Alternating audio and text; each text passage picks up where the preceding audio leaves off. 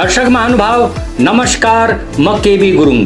नेपालको प्राचीन इतिहास एक छद्म इतिहास नामको यस भिडियो कार्यक्रममा स्वागत छ। नेपालको प्राचीन इतिहास अनुसार सतयुगमा नेपाललाई सत्यवती भनिने थियो र यहाँ हिन्दू देवी देवताहरू विचरण गर्दथे। त्रेता युगमा नेपाललाई तपोवन भनियो र यहाँ ब्राह्मण ऋषि मुनिहरू विचरण गर्दथे। द्वापर युगमा भारतको द्वारिकाबाट कृष्ण आफ्ना केही गोपाल मित्रहरूसँग अर्थात् गाई पालन गर्ने मित्रहरूसँग नेपाल उपत्यकामा घुम्ने उद्देश्यले आए। उनले त्यहाँ दानासुर नामको राक्षसको संहार गरेर भूमिगुप्त नामको गोपाललाई नेपाल उपत्यकाको प्रथम राजा बनाए। गोपाल पछि भारतबाट आएका आभिर अथवा महिषपाल अर्थात् भैँसी पालक जातिले शासन चलाए। आभिर पछि किराँत अर्थात् चार वर्णमा नपर्ने कुनै अहिन्दू आदिवासीले किराँत शासन कायम गरे। के नेपालको यो प्राचीन इतिहास सत्य हो? बिल्कुलै होइन। न त सतयुग, त्रेता युग, द्वापर युग र कलयुग इतिहासका कालहरू हुन् र न त कथा कहानी र अप्रमाणिक वंशावली इतिहास हो। नेपाली इतिहासकारहरूद्वारा प्राचीन इतिहासको नाममा जुन भ्रामक र अवैज्ञानिक विचारहरू प्रस्तुत गरेका छन् त्यसले इतिहासको अध्ययन गर्न चाहने विद्यार्थीलाई गुमराह र भ्रमित गर्ने कार्य गर्दै आएको छ। दर्शक महानुभाव, यस भिडियोमा मसँग अन्त्यसम्म रहिरहनुहोस्। अवश्य पनि तपाईको इतिहास सम्बन्धी दृष्टिकोणमा बदलाव आउनेछ। इतिहास शब्दको व्युत्पत्ति तीन शब्दहरूबाट भएको छ। इतिको अर्थ हो यस्तै, हको अर्थ हो निश्चित रूपले र आसको अर्थ हो थियो।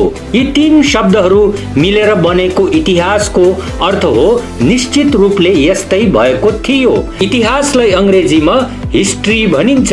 हिस्ट्रीको अर्थ हो अनुसन्धानबाट प्राप्त ज्ञान। हिस्ट्रीको जन्मदाता युनानको शोधकर्ता हेरोडोटस थियो। उनले ईसा पूर्व 430 मा लेखेको पुस्तक हिस्ट्रीज संसारको पहिलो इतिहास लेखन थियो। इतिहास कपोल कल्पित कथा नभएर बितेका कालका घटनाहरूको सप्रमाण र तथ्यपरक विवरण हो। इतिहासलाई तीन खण्डमा विभाजन गरिन्छ। पहिलो खण्डलाई प्राग इतिहास भनिन्छ। यस इतिहासभित्र पाषाण युगलाई समावेश गरिन्छ। प्राग इतिहासको काललाई अंग्रेजीमा प्री हिस्टोरिक पिरियड भनिन्छ।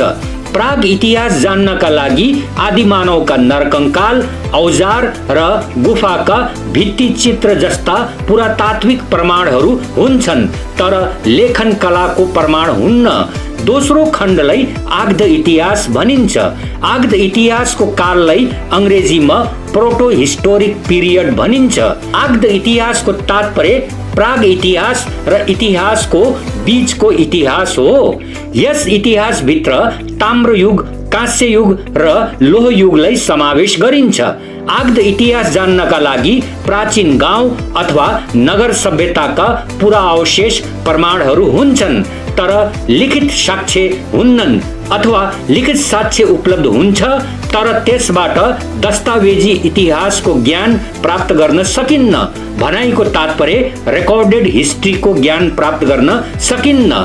भारतको आग्ध इतिहास भित्र सिन्धु सभ्यता र वैदिक सभ्यता पर्छन्। तेस्रो खण्डलाई ऐतिहासिक कालको इतिहास भनिन्छ। ऐतिहासिक काललाई अंग्रेजीमा हिस्टोरिकल पिरियड भनिन्छ। यस इतिहासमा प्रचलित क्यालेन्डर बमोजिमका साल, महिना र दिन सहितका घटनाहरूको उल्लेख हुन्छ। यस इतिहासलाई जान्नका लागि भग्नावशेष, कलाकृति, सिक्का, शिलालेख र अन्य किसिमका लिखित साक्ष्य हुन्छन्। भारतको ऐतिहासिक कालको आरम्भ ईसा पूर्व 600 बाट भएको मानिन्छ। नेपालको पाषाण युग, ताम्र युग, काँस्य युग र लोह युगको इतिहासको खोज नगरिएकोले इतिहासको पहिलो खण्ड र दोस्रो खण्ड बेपत्ता छ। नेपालको तेस्रो खण्डको इतिहास 5औं शताब्दीको लिच्छवी राजा मानदेवबाट आरम्भ हुन्छ। बुद्धको जीवनकालतिर उत्तर भारतमा 16 वटा महाजनपद राज्यहरू थिए। हरेक महाजनपद राज्यको सञ्चालन एक समूहद्वारा अर्थात् एक गणद्वारा गरिने थियो। इतिहासकारहरू महाजनपद राज्यलाई गणराज्य पनि भन्छन्। लिच्छवीहरू प्राचीन बिहारमा अवस्थित लिच्छवी महाजनपद राज्यका सञ्चालक थिए। लिच्छवी गणद्वारा सञ्चालित राज्यको नाम वज्जी थियो। ईसा पूर्व 4औं शताब्दीमा उदय भएको मौर्य साम्राज्य र त्यसपछि ईस्वी 3औं शताब्दीमा उदय भएको गुप्त साम्राज्यले महाजनपद राज्यहरूको अस्तित्वलाई समाप्त गरेपछि नेपाल उपत्यकामा राज्य स्थापनाको सम्भावना खोज्दै लिच्छवीहरू त्यहाँ प्रवेश गरेका थिए। लिच्छवीहरू ठीक कुन शताब्दीमा र कति संख्यामा नेपाल उपत्यका प्रवेश गरेका थिए भन्ने कुराको प्रमाण छैन। 16वटा महाजनपद राज्यहरू मध्ये पूर्वी उत्तर प्रदेशको कुशीनगरनिर मल्ल नामको महाजनपद राज्य थियो। लिच्छवी समान राज्य गुमाएर मल्लहरू पनि लिच्छवीहरूका पछि पछि नेपाल उपत्यका आएका थिए। केही शताब्दीसम्म लिच्छवीहरूले शासन गरेपछि मल्लहरूले शासन गर्न थाले। यही लिच्छवी र मल्लहरूले नेपाल उपत्यकाका नेवार आदिवासीहरूलाई हिन्दू धर्म र बौद्ध धर्मबाट परिचित गराएका थिए। किनभने लिच्छवी र मल्लहरू अति अल्पसंख्यक रूपमा पुरुष मात्र नेपाल उपत्यकामा छिरेका थिए। त्यसकारण उनीहरूले मूलवासी नेवारहरूसँग वैवाहिक सम्बन्ध कायम गरे। यस वैवाहिक सम्बन्धबाट उत्पन्न सन्तानहरू लिच्छवी र मल्ल राजाहरूका दरबारीय पदहरू हासिल गर्दथे। कालान्तरमा यिनीहरूका दरबारीय पदहरू श्रेष्ठ, अमात्य, प्रधान, प्रधानाङ्ग, मल्ल इत्यादि उच्च नेवार थरहरूमा परिणत भयो। यसका साथै राजभण्डारी, आचार्य, दैवज्ञ इत्यादि नेवारी हिन्दू पुरोहित थरहरूको उत्पत्ति भयो, जुन नेवारी जात प्रथा अन्तर्गत सर्वोच्च मानिए। यदि कुनै काल विशेषमा लेखिएको रचनाभित्रको विषयको त्यस कालको पुरातात्विक अवशेषसँग तारतम्यता स्थापित हुन्छ भने त्यो विषय त्यस कालको इतिहास जान्ने स्रोत बन्न सक्छ। अर्को वाक्यमा भन्नु पर्दा यदि प्राचीन साहित्य भित्रका कुनै विषय वस्तु इतिहास लेखनको मानक विधिसँग मेल खान्छ भने त्यो विषय वस्तु तात्कालीन इतिहास जान्ने स्रोत बन्न सक्छ। केही इतिहास लेखकहरू इतिहास लेखनको मानक विधिसँग मेल नखाने धार्मिक कथा, वंशावली, दन्त्यकथा र जनश्रुतिलाई इतिहासको रूपमा प्रस्तुत गर्छन्। यस किसिमको इतिहासलाई छद्म इतिहास भनिन्छ। छद्म इतिहासको सामग्री इतिहास जस्तो लाग्छ तर त्यो अप्रामाणिक र भ्रामक हुन्छ। छद्म इतिहासलाई अंग्रेजीमा सुडो हिस्ट्री भनिन्छ। मल्लकालमा लेखिएका गोपाल राजवंशावली, भाषा वंशावली इत्यादिले तात्कालीन भन्दा हजारौं वर्ष अघिका गोपाल वंशी, आभिर वंशी र किराँत वंशी राजाहरूबारे जानकारी दिन्छ, जसको कुनै ऐतिहासिक प्रमाण छैन। नेपाली इतिहासकारहरूले त्यही वंशावलीहरूका गोपाल वंश, आभिर वंश र किराँत वंशलाई जसका तस नेपालको प्राचीन इतिहास भनी प्रस्तुत गरेका छन्, जुन इतिहास नभएर एक छद्म इतिहास हो। लिच्छवी र मल्ल राजाहरू भारतीय मूलका ब्राह्मण राज पुरोहितहरूबाट वंशावली तयार गराउँदथे। यस्ता वंशावली तयार गर्ने भारतीय ब्राह्मणहरूले महाभारत कथामा उल्लेखित गोपाल, आभिर र किराँत नामका जातिहरूलाई प्राचीन नेपालको शासकको रूपमा वर्णन गर्दै लिच्छवी र मल्लहरूलाई क्रमबद्ध गरेका थिए। यस किसिमका वंशावलीहरूमा 14औं शताब्दीको राजा जय स्थिति मल्लले तयार गर्न लगाएको गोपाल राजवंशावलीलाई सबभन्दा महत्त्वपूर्ण मानिन्छ। यस वंशावलीले क्रमशः गोपाल वंश, आभिर वंश, किराँत वंश, लिच्छवी वंश र मल्ल वंशलाई क्रमबद्ध गरेर जय स्थिति मल्लमा टुङ्ग्याएको छ। यस वंशावलीले महाभारत कथाको कृष्णलाई गोपाल राजवंशको संस्थापक मानेकोले गोपाल राजवंशको सच्चाई जान्नका लागि महाभारत कथाको ऐतिहासिकता बारे जान्नु आवश्यक छ। महाभारतको मूल कथाको रचना ईसा पूर्व 1000 तिर वेदव्यासले मौखिक रूपले गरेको थियो भन्ने मानिन्छ। तर जुन 1,10,000 श्लोकहरूको महाभारत कथा वर्तमानमा उपलब्ध छ त्यसको रचना अनेकौं ब्राह्मणहरूले ईसा पूर्व 400 देखि ईस्वी 400 सम्मको अवधिमा गरेको थियो। रूढिवादी मान्यताका समर्थकहरू महाभारतलाई वास्तविक मान्छन्। महाभारत कथा इतिहासको मानक विधिसँग मेल खान्छ वा खाँदैन भन्ने बुझ्नका लागि हिन्दू माइथोलोजीको सतयुग, त्रेतायुग, द्वापर युग र कलयुग नामका 4 युगको गणनालाई बुझ्नु आवश्यक छ। हिन्दू माइथोलोजी अनुसार सतयुगको 17,28,000 वर्ष, त्रेतायुगको 12,96,000 वर्ष, द्वापर युगको 8,64,000 वर्ष र कलयुगको 4,32,000 वर्ष बितेपछि 4 युगहरूको एक चक्र समाप्त हुन्छ र पुनः अर्को चक्र दोहोरिन्छ। हिन्दू माइथोलोजी अनुसार सतयुग पौराणिक देवी देवताहरूको युग, त्रेतायुग रामको युग, द्वापर युग कृष्णको युग थियो। रामको मृत्युसँगै त्रेता युगको समाप्ति र द्वापर युगको आरम्भ तथा कृष्णको मृत्युसँगै द्वापर युगको समाप्ति र कलयुग आरम्भ भएको थियो जुन अहिले चलिरहेको छ। हिन्दू माइथोलोजीको लाखौं वर्षको चतुर्युग गणना तथा मानव जातिको उत्पत्ति र क्रम विकासको इतिहास बीच कुनै तार्किक मेल छैन। चतुर्युग गणना इतिहासको कुनै पनि कोणबाट तर्कसङ्गत नरहे तापनि रूढिवादीहरू द्वापर युगको अन्त्य ईसा पूर्व 3000 मा भएको थियो अर्थात् महाभारत युद्ध ईसा पूर्व 3000 तिर घटित भएको थियो भन्ने गणितीय हिसाब प्रस्तुत गर्छन्। यद्यपि यस भव्य काव्य कथाको ऐतिहासिक प्रमाणिकताको खोज कार्य नभएको होइन। पश्चिम यूपी र दिल्लीको बीचको जुन क्षेत्रलाई प्राचीन हस्तिनापुर मानिन्छ त्यहाँ पुरातात्विक खोजहरू गरियो तर कौरव र पाण्डव राजाहरूसँग सम्बन्धित भग्नावशेष, कलाकृति, सिक्का र शिलालेख जस्ता कुनै पनि किसिमका साक्ष्यहरू उपलब्ध भएन। कौरव पाण्डवको सेरोफेरोको कथा र त्यस सम्बन्धी वंशावलीको ऐतिहासिक पुष्टि नभए तापनि महाभारत भित्रका केही विषयवस्तुले तत्कालीन राजनीतिक र सामाजिक अवस्थामाथि प्रकाश पार्छ। जस्तै महाभारत भित्र तत्कालीन पश्चिम भारतमा राज्य स्थापना गरेका यवन र शक जस्ता अभारतीय जातिहरूको उल्लेख छ। महाभारतले यवन र शक जातिहरूलाई म्लेच्छ जाति भनेको छ। म्लेच्छ एक अनादरपूर्ण शब्द थियो जसको प्रयोग 4 वर्ण अन्तर्गत नपर्ने विदेशी मूलका आक्रमणकारी जातिको निमित्त गरिने थियो। महाभारत कथामा दर्जनौं किसिमका जातिहरूको उल्लेख छ जसमा गोपाल, आभिर र किराँत समेत सामेल छन् भन्ने जानकारी अगाडि नै राखिसकेको छु। यहाँ म महाभारतले उल्लेख गरेको गोपाल, आभिर र किराँत बारे केही विस्तारमा जानकारी दिनेछु। महाभारत अनुसार कृष्णको जन्म मथुराको यदुवंशीय क्षत्रिय राजपरिवारमा भएको थियो तर उनी गोकुलका ग्वालाहरू अर्थात् गोपालहरूका बीचमा हुर्किएका थिए।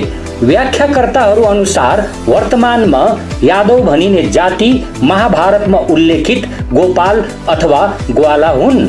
महाभारतमा सरस्वती नदीको वरिपरि बसोबास गर्ने आभिर अथवा अभिर नामको पशुपालक घुमन्ते जातिको वर्णन छ। व्याख्याकर्ताहरू अनुसार वर्तमानमा अहिर भनिने जाति महाभारतमा उल्लेखित आभिर अथवा अभिर हुन्। उसरी वर्तमानमा यादव र अहिर एक समान मानिन्छ। नेपाली इतिहासकारहरूले आभिरहरूलाई महिषपाल पनि भनेका छन्। महिषको अर्थ हो भैँसी र महिषपालको अर्थ हो भैँसी पाल्ने जाति। किराँत एक संस्कृत शब्द हो जसको अर्थ हो वन जंगलमा बसोबास गर्ने जाति अर्थात् असभ्य जंगली जाति। महाभारत कथामा अर्जुनको परीक्षा लिन शिवले किरात रूप अर्थात् जंगली जातिको रूप धारण गरेको वर्णन छ। महाभारत महाकाव्य लेख्ने ब्राह्मणहरूले कुन जातिलाई किरात शब्दले संकेत गरेको थियो भन्ने स्पष्ट छैन। केही व्याख्याकर्ताहरू भारतका पुलिन्द, शबर, कोल, भील जस्ता आदिवासी जनजातिहरूलाई महाभारत रचनाकारहरूले किरात भनेका थिए भन्ने मान्छन्। पुराणहरूले किरातहरूलाई नदी किनारमा बसोबास गर्ने जाति भनेका छन्। त्यसकारण केही व्याख्याकर्ताहरू उत्तर भारतका निषाद, केवट, मल्लाह, धीवर, माझी इत्यादि समेतलाई किरात मान्छन्। ईस्वी चौथो शताब्दीमा लेखिएको अमरकोशले हिमालय पर्वतका भित्री क्षेत्रहरूमा बसोबास गर्ने जातिहरूलाई किरात भनेर इंगित गरेको छ। त्यसकारण केही व्याख्याकर्ताहरू उत्तर हिमालय पर्वत श्रृंखलाका भित्री क्षेत्रहरूमा बसोबास गर्ने भोटे, ठकाली, गुरुङ, मगर, तामाङ, नेवार, राई, लिम्बू इत्यादि मंगोलोइड आदिवासीहरूका साथै पूर्वोत्तर भारतका भुटिया, नागा, मिजो, खासी, गारो, जयन्तिया इत्यादि आदिवासीहरूलाई किरात मान्छन्। त्यही अमरकोशले किरातहरूलाई मलेच्छ पनि भनेको छ। त्यसकारण केही व्याख्याकर्ताहरू तिब्बती र चीनी समेत किरात हुन सक्ने अनुमान लगाउँछन्। गोपाल राजवंशावली र भाषा वंशावलीले पूर्व दिशातर्फबाट आएका मलेच्छ किरातहरूले आभिरहरूलाई अर्थात् महिषपालहरूलाई जितेर किरात शासन स्थापना गरेको थियो भनेको छ। यसकारण ती वंशावलीहरूका रचनाकारले सम्भवतः नेपालका पूर्वी पहाडी भेगका कुनै मंगोलोइड आदिवासी समुदायलाई किरात वंशको रूपमा उल्लेख गरेको थियो भन्ने धारणा राख्नु बढी उपयुक्त हुन्छ। गोपाल राजवंशावली, भाषा वंशावली इत्यादिले किरात वंशको वास्तविक जातिलाई स्पष्ट गर्दैन। तर किनभने वंशावलीहरूले किरातहरूलाई पूर्वी पहाडी भेगबाट आएका आक्रमणकारी बताएको छ, यसकारण पूर्वी पहाडी भेगहरूमा बसोबास गर्ने राई, लिम्बू र सनुवार जातिहरू स्वयंलाई किरात वंशीको सन्तान हुने कुरामा विश्वास गर्छन्। जब नेपाली इतिहासकारहरू काल्पनिक वंशावलीहरूलाई प्राचीन इतिहास भनी विद्यार्थी सामु पस्कन्छन् भने राई, लिम्बू र सनुवारसँग किरात वंशीका सन्तान हुनुको साक्ष्य माग्नु व्यर्थ छ। राई लिम्बूहरूले किरात वंशीका सन्तान हुने भ्रम मात्र पालेका छैनन्, अपितु हिन्दू देवता पशुपति अर्थात् शिव एक किराती देवता हो अर्थात् एक मंगोलोइड मूलको आदिवासी देवता हो भन्ने भ्रामक सोच समेत पालेका छन्।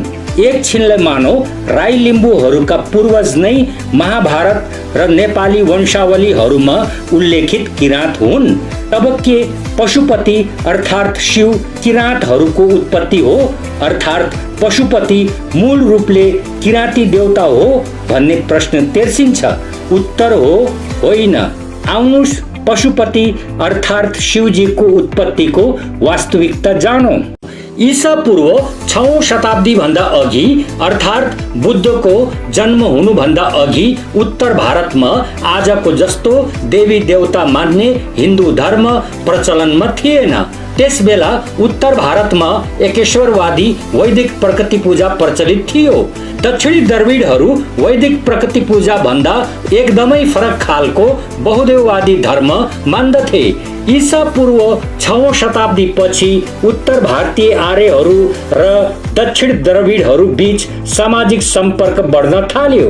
यस सम्पर्कले उत्तर भारतीय ब्राह्मणहरूलाई बहुदेववादको विकासतर्फ प्रेरित गर्यो।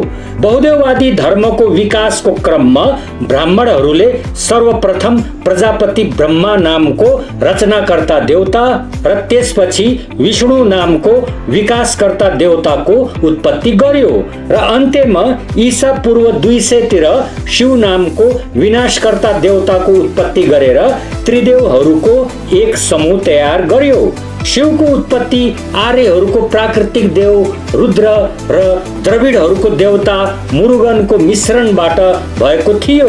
रुद्र वैदिक आर्यहरूको आँधी, तुफान र चट्याङको प्राकृतिक देव थियो। मुरुगन द्रविडहरूको युद्ध र विजयको देवता थियो। ब्राह्मणहरूले त्रिदेवहरूलाई आधार बनाएर पुराणहरूको रचना गर्न थालेपछि नाना थरीका शक्ति राख्ने देवी देवताहरू उत्पन्न हुँदै गयो। यस प्रकार विकसित भएको ब्राह्मणी बहुदेववादी धर्म त्यसबेला शैव पन्थ, वैष्णव पन्थ, पञ्चायन, सूर्य पूजक, शाक्त इत्यादि सम्प्रदायहरूमा विभक्त रहेको थियो।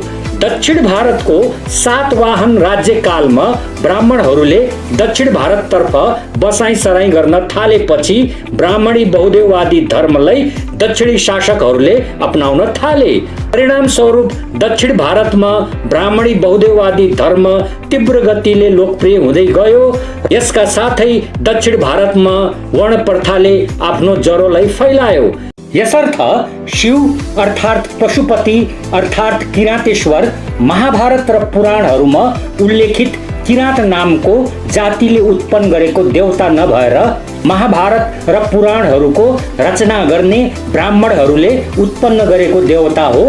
यहाँनिर हामी पशुपति मन्दिरको ब्रह्मनाल नजिक रहेको तथाकथित रूपले किराती राजवंशले स्थापित गरेको शिवको किरात रूपको मूर्ति बारे कुरा गर्नेछौँ।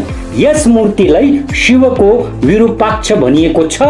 शिवका अनेकौं नामहरू मध्ये विरूपाक्ष पनि एक हो। विरूपाक्षको अर्थ हो विरूप नेत्र सहितको अनुहार अर्थात् विचित्र आँखा सहितको अनुहार। शिवको त्रिनेत्र रूपलाई विरूप मानिएकोले अर्थात् विचित्र आँखा भएको रूप मानिएकोले विरूपाक्ष भनेको हो। यस मूर्तिलाई 2500 वर्ष अघि किराती राजवंशले शिवलाई किरात रूपमा कुँदेर स्थापित गरेको थियो भन्ने एक थरीको धारणा छ। तर यस मूर्तिको कलात्मकता जाँचेर हेर्ने हो भने यो 500-600 वर्ष अघिको मध्ययुगीय मल्लकालको हो भन्ने स्पष्ट हुन्छ। जब पशुपतिको स्थापना नै 13औं शताब्दीतिर गरिएको थियो भने यस तथाकथित विरूपाक्षको स्थापनाको समय क्रमलाई बुझ्न कठिन छैन। जुन देशमा आदिमानवको गुफालाई महादेवको गुफा, वेदव्यासको तपस्या स्थल इत्यादि बताइन्छ, त्यहाँ पाषाणकाल, ताम्रकाल र लोहकालका खोजमा आधारित इतिहास होइन, पौराणिक कथाहरू, दन्ते कथाहरू र जनश्रुतिहरूमा आधारित छद्म इतिहासको नै अपेक्षा गर्न सकिन्छ। मानदेव भन्दा अघि नेपाल उपत्यकामा राज्य पद्धतिको उत्पत्ति र विकास नभइसकेकोले नै त्यहाँ 5औं शताब्दी भन्दा अघिका पुरातात्विक प्रमाणहरू उपलब्ध नभएको हो। त्यस अवस्थाको नेपाल उपत्यकामा त्यहाँका मूलवासी नेवार जातिले आदिवासी परिवेशको समाज विकासलाई अगाडि बढाउँदै आइरहेको थियो भन्ने कुरामा कुनै शंका छैन। तर गजबको नेपाली इतिहास लेखिएको छ जसले उपत्यकाको मूलवासी नेवारहरूलाई उपत्यकाको प्राचीन समाज विकासमा कुनै पनि किसिमको स्थान नदिई भारतका गाईपालक र भैँसीपालक तथा उपत्यका बाहिरका किराँतलाई नेपाल उपत्यकाको प्राचीन समाज विकासको जिम्मेवार मानेको छ। दर्शक महानुभाव, यस भिडियो कार्यक्रममा यति नै जानकारी राख्दै भिडियो समाप्त गर्दैछु। राजनीति र समाजसँग सम्बन्धित मेरा तथ्यात्मक भिडियोहरू हेर्नका लागि मलाई फलो गर्नुस्, सिक्दै गर्नुस्। धन्यवाद। नमस्कार।